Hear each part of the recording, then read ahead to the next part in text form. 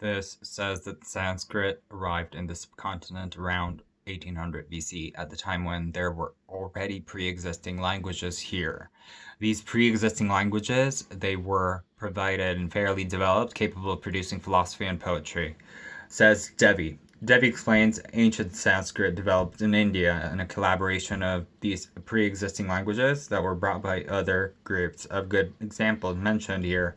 In addition to the sound ri in Sanskrit that produces a word such as rishi, richa, and ritu. The sound is not present in Indo-Iranian languages. It is derived from the ancient mother of Asamma, says Devi. Yet another instance of Sanskrit borrowing from pre-existing languages in India is a sadhi compound word. Take examples of Nava and Udai. It becomes Navodaya or Navyodaya.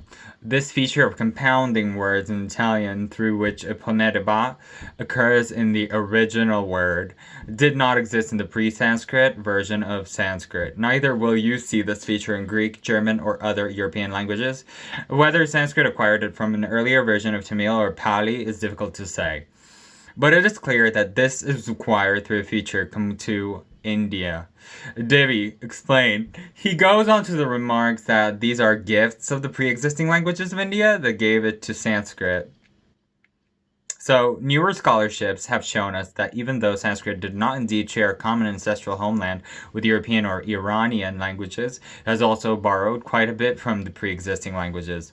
In 1783, the colonial stage in Bengal saw the entrance of William Jones, who was appointed judge to the Supreme Court of Fort William. In the next couple of years, Jones established himself as a culture authority of ancient Indian, in a field of study that was hitherto untouched. His obsession with the linguistic past of the subcontinent, it was observed and propagated intimate relationships between Sanskrit and other Spando. Jones' claim rested on the evidence of several scant and similarities between Greek and Latin. For instance, the Sanskrit word for three, that is trayas, and similar to Latin tres and in Greek tres. Similarly, Sanskrit for snake is sarpa, which means shares this phonetic link with serpents in Latin. As he studied the languages further, it became clearer that apart from Greek and Latin, Sanskrit words could be found in most other European languages. For instance, mata or mother in Sanskrit is muta in German, dan or some give in Sanskrit donor in Spanish. The Jones surprise, there were many such words which were clearly born out of the same root. The Sanskrit for father, pita, for example, is a remarkable phonetic relation across all European languages. It's pater in Greek, Latin padre in Spanish, pire in French, and vader in German.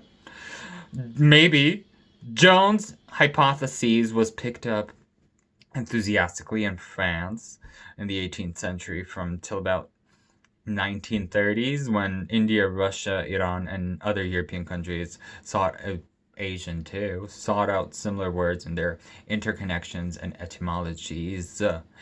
Complied, says Lingui in his telephonic and telephonia. Telephonic phobia. Yee.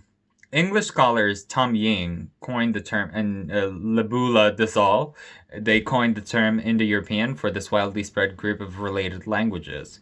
But where did these languages come from, and how did they migrate over such a large expanse of geographical territories? The question of the ancestral homeland with the Indo-European languages has for more than 2 centuries intrigued scholars.